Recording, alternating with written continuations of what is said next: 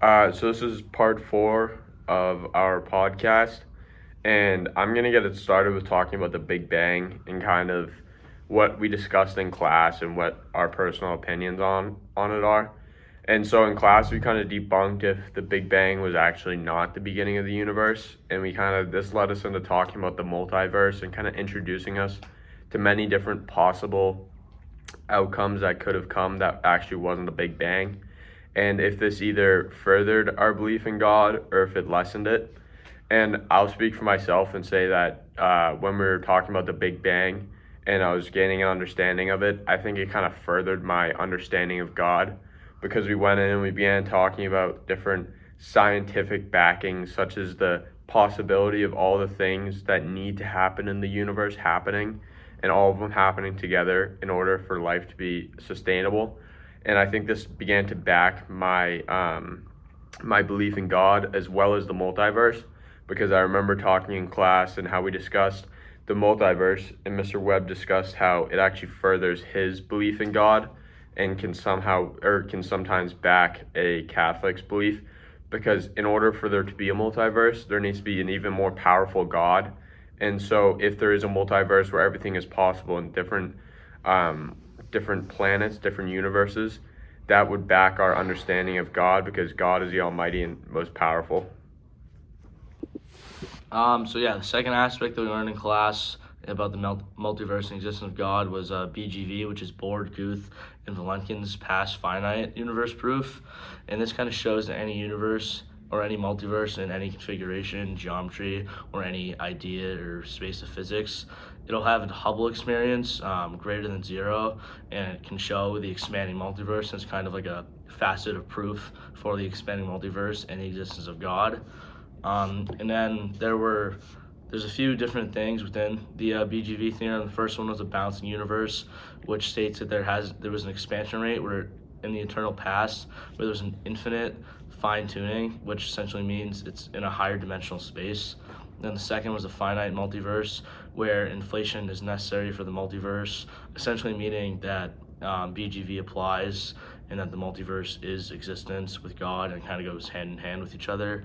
And then also the last factor was a higher dimensional string universe, which essentially is a network of worlds colliding, and like nucleotides and all the stuff we learn in biology. It's in dimensional space, and how BGV works here too, and it's also applicable for the existence of God. And then also within BGV, we learned about is there any escape from BGV, and there were a few, and some of them were more. They kind of like resonated with me stronger than the other ones. The one that kind of really stayed with me was the eternal statistics, like the steady state quantum, because this was like scientific data, and like I remember in class we talked about like how specific and how everything needs to be aligned in each other, and like it was like 10 to the 23rd power, and like all the scientific and math is backed by the BGD theorem, and that it's basically like subject to quantum instabilities, and it's intrinsically contradictory, essentially meaning you can't like argue against it, as it's math which has been built on, and it's a very good proof of God. Yeah, and I think to add on to that, I think something that we discussed more in class, which would help kind of somebody who doesn't necessarily believe as much, is the fact that these three individuals, I can't remember, I think it might be all of them, are actually atheists, which means that they don't believe in God. So therefore, these facts that they are finding aren't necessarily in a biased way, but they do allow us to further our faith. So I'm going to go off of we're talking about with the finely tuned universe, and obviously just the precision that took place for the universe to actually exist, and kind of like what you mentioned in class with winning the lottery like 5 different times is more likely than the universe actually existing. And a couple examples of that are the cosmological constant, which is 1 over 10 to the 120th power, and that's just so many zeros and so unlikely to happen, that just shows kind of the existence of God, and how without God the universe would never have happened. And then the kind of the lowest probability one is the probability of the low entropy, which is 1 over 10 to the 10 to the 123rd, and that's just such a low number with so many zeros that it just shows the existence of God. Yeah, it's kind of like the example of I remember we were having a debate in class about like, is it more likely to win the lottery ticket, or is it more likely for the probability of low entropy to kind of exist?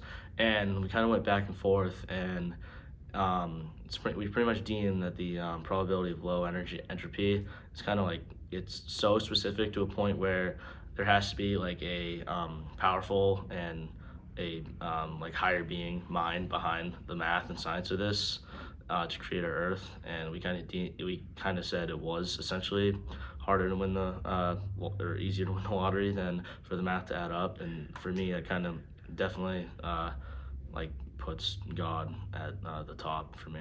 Yeah, same as kind of, I remember the class discussion kind of talking about miracles and what makes a miracle. And in the beginning, I kind of characterized a miracle as something that was unable to be proven, kind of low probability, and all this stuff combined.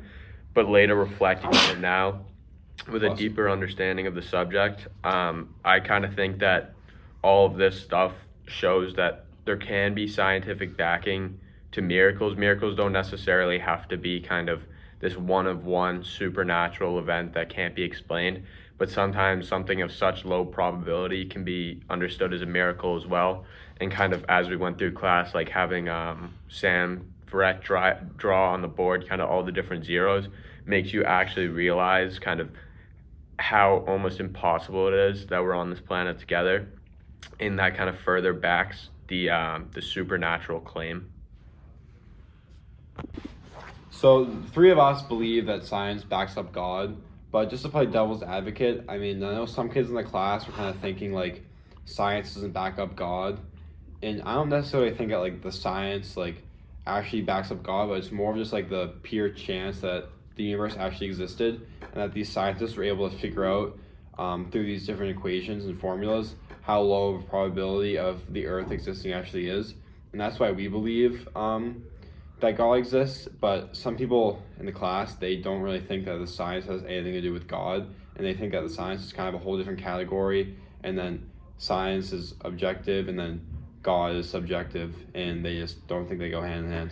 Yeah, and adding on to that point, I think kind of when we're talking about science and we're talking about God, I think one must first off have a certain level of faith in order to believe in God. So maybe they see these scientific things, and somebody who doesn't necessarily believe in God as much may disagree or think that some things are kind of science doesn't back God's existence.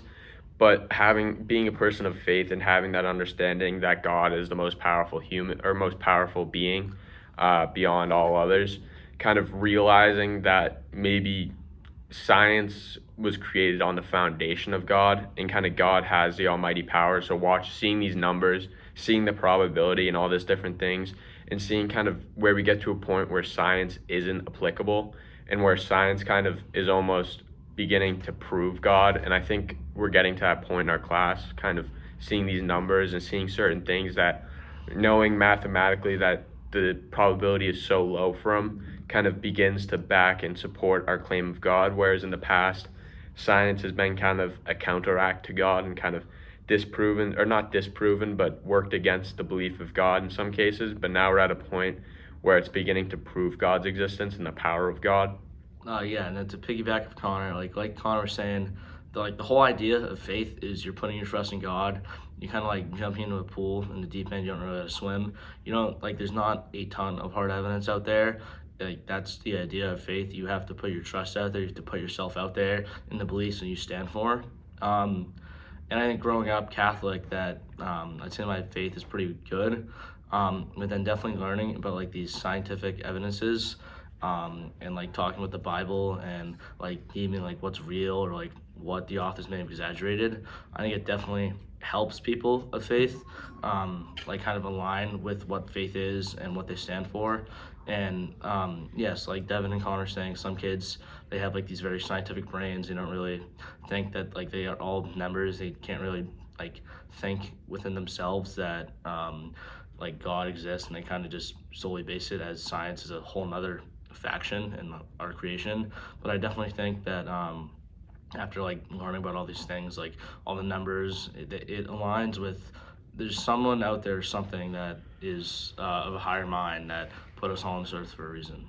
Yeah, and I think to kind of add my last part of the podcast and kind of what resonated most with me during this past week of class, I'm sure it can be seen through my discussion in the podcast. I think the fine tuning of the universe is especially what stuck with me. I understand the multiverse and I understand kind of how that can even prove God's existence more, even though it could be an atheist argument. I think kind of that mathematical probability being so low is the part that was most important to me and helped my faith the most throughout the week. Thank you.